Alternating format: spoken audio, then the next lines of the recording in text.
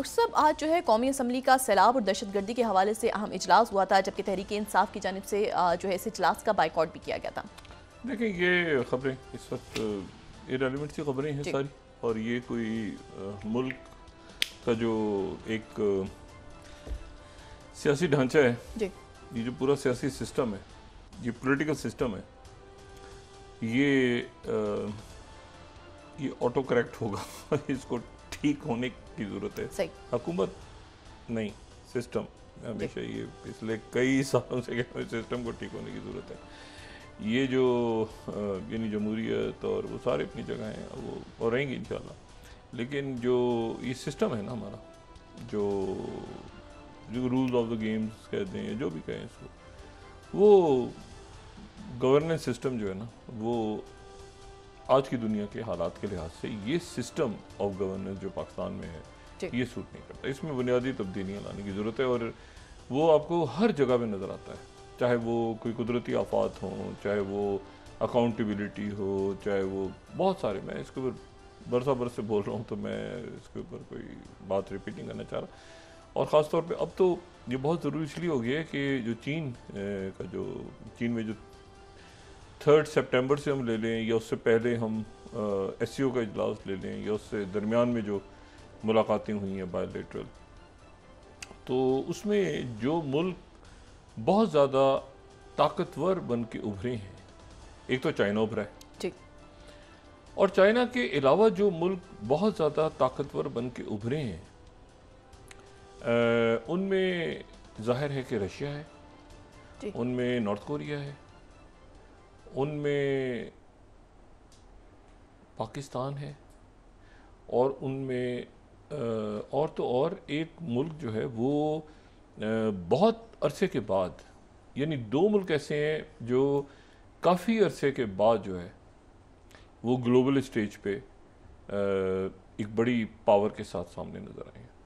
North Korea तो ज़ाहिर है हम सब जानते हैं नॉर्थ कोरिया को, इसलिए कि नॉर्थ कोरिया जो है वो एक न्यूक्लियर पावर है, लेकिन उसको दुनिया के कई मुल्क जो हैं वो तस्लीम नहीं करते। न्यूक्लियर पावर, उसका जो स्टेटस है उसको नहीं देते।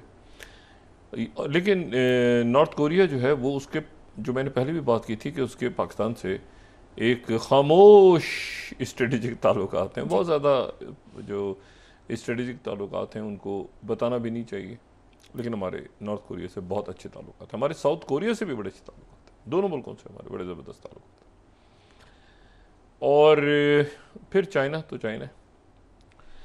अच्छा, चाइना तो इमर्ज हुआ इसमें बहुत एक ग्लोबल पावर बन के, और दूसरा जो है वो इसमें प्रेसिडेंट पुतिन जो है वो बहुत बड़ी पावर बन के, यानी वो प्रेसिडेंट पुतिन है जिनको दुनिया आइसोलेट करने जा रही थी आज से 2-3 साल पहले, वो एक बड़ी पावर बन के इमर्ज हुए हैं।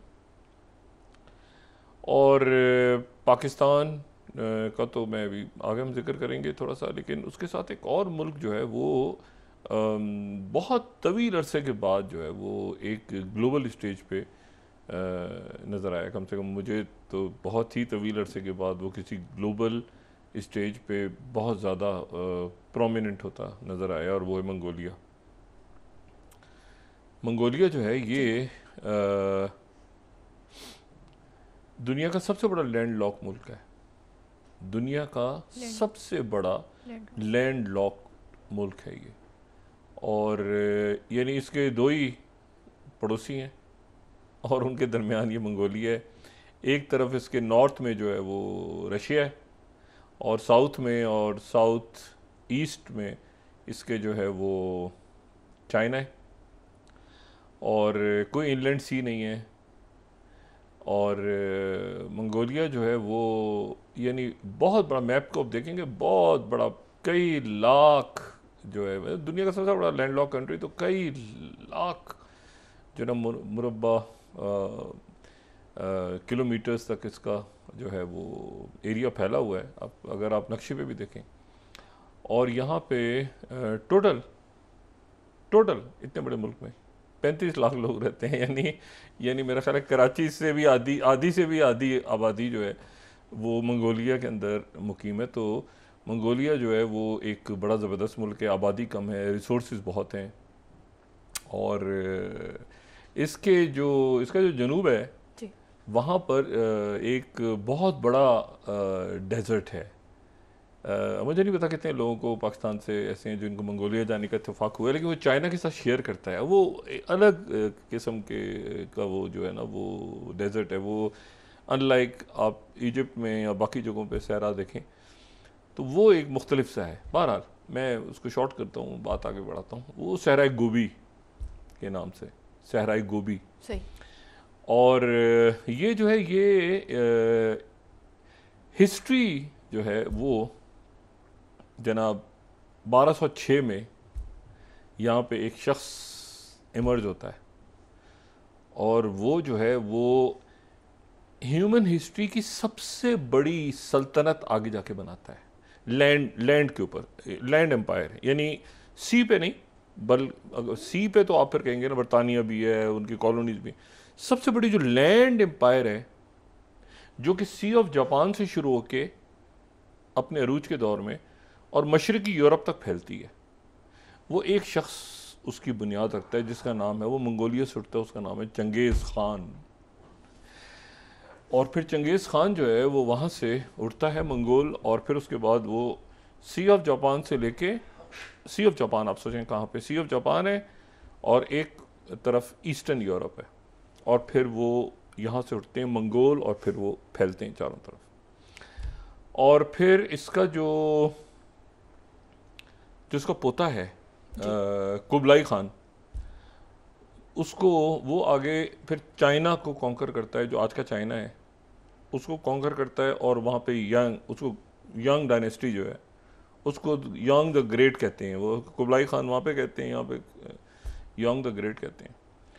तो ये जो है फिर ये 1365 तक ये सल्तनत जो है बहुत बड़ी सल्तनत। अगर आप इसको मैप पे देखेंगे, फोर्थ अगर आप इसको देखें तो ये अपने दौर में आपको देखें कि कहाँ तक फैली नज़र आएगी। ये फोर्थ आप देखें कितनी बड़ी सल्तनत ये जो है ये पूरा बर्र आज़म देख रहे हैं आप, यूरेशिया देखें पूरा, ये कहाँ पर मॉस्को है, कहाँ पे कॉन्स्टेंटिनोपल, बगदाद, ये शुरू कहाँ से हो रहा है, वो जो साउथ चाइना सी, बीजिंग, वहाँ से ये पूरी आप देखिए मंगोल सल्तनत कहाँ तक जा रही है। और ये ऊपर जो है साइबेरिया, और फिर नीचे जो है ये बरसगीर था, ये पूरा जो है ये मंगोल। अगर आप इनकी, ये मैंने कहा ना लैंड पे, सिर्फ लैंड पे इससे बड़ी कोई सल्तनत ह्यूमन हिस्ट्री में नहीं बनी। बाकी जो सल्तनतें हैं वो उनमें कॉलोनीज हैं, समंदर के उस पार इटालियंस हैं, तो कहीं बरतानिया हैं, तो कहीं ये सबसे बड़ी सल्तनत। लेकिन फिर ये हुआ कि खाना जंगी हुई बच्चों बेटों वगैरह में, आगे फिर वो टूट गई, खानाइट्स बन गए, और वो सारी आप बात की चार बने थे इनके।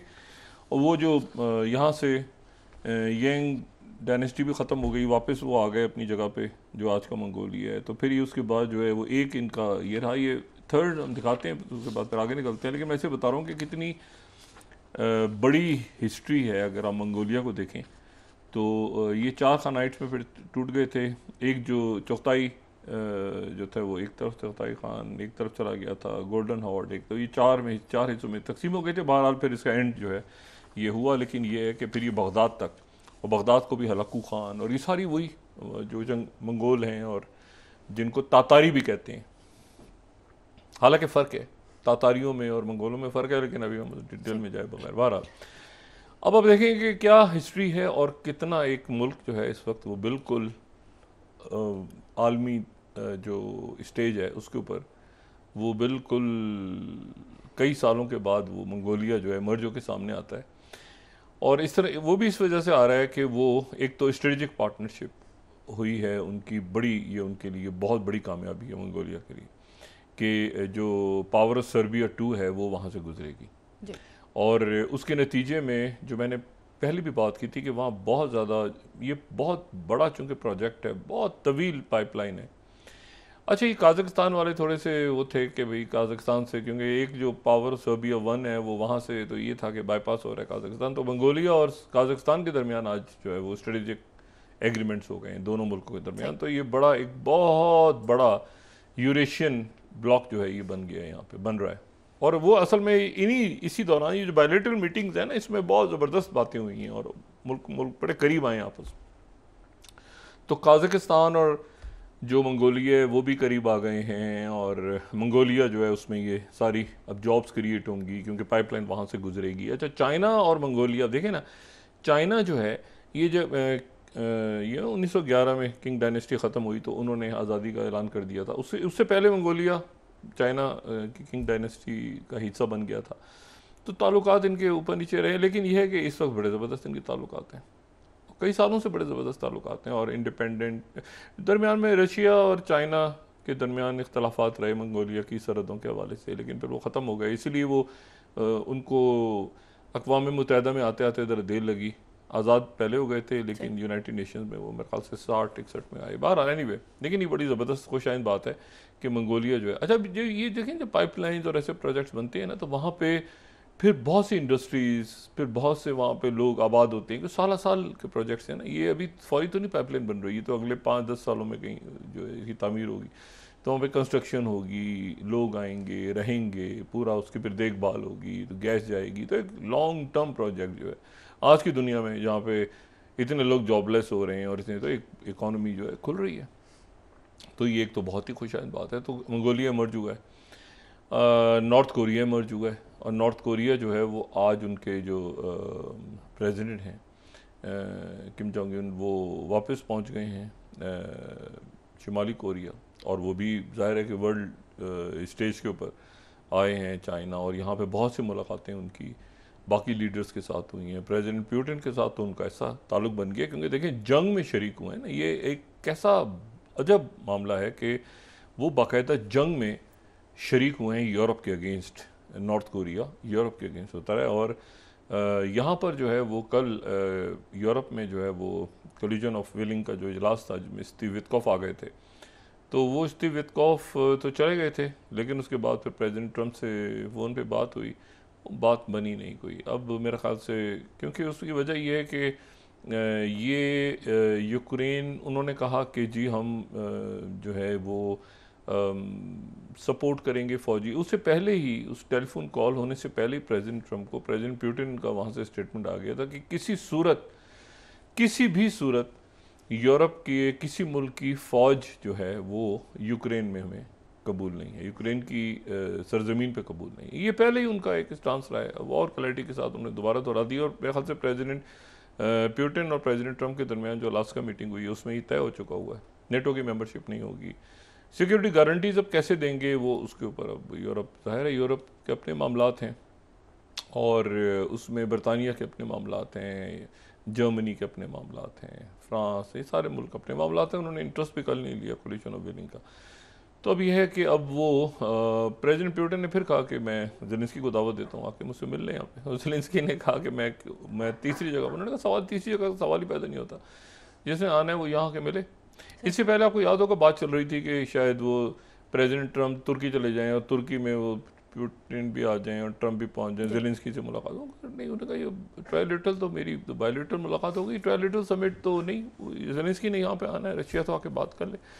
तो ज़ेलेंस्की तो फिर सरेंडर करने ही जाएगा ना। तो वो एक ऐसा मामला है जहाँ पे बिल्कुल ज़ेलेंस्की को आप समझें कि वो इलाके भी चले गए हाथ से, साथ वो सिक्योरिटी गारंटीज़ भी नहीं मिल पा रही, और ये टोटल जो है एक ऐसी सूरत हाल है जिसमें वो प्रेसिडेंट ट्रंप की तरफ से भी कोई एश्योरेंस नहीं है। फ़ोन पे भी बात हुई तो उस पर भी वो यूरोप के लीडर्स भी थे, प्रेसिडेंट ट्रंप भी थे, वो 2 हफ्ते की डेडलाइन उन्होंने दी थी कि मुझे कोई मजबूत प्लान बना के दो कि क्या सिक्योरिटी करने, तो वो भी बिल्कुल एक अजब सा मामला हो गया। तो इसमें प्रेसिडेंट पुतिन भी एक तरह से फातह के तौर पे आए हैं कि दुनिया आइसोलेट कर रही थी, ये हो गया सारा मामला।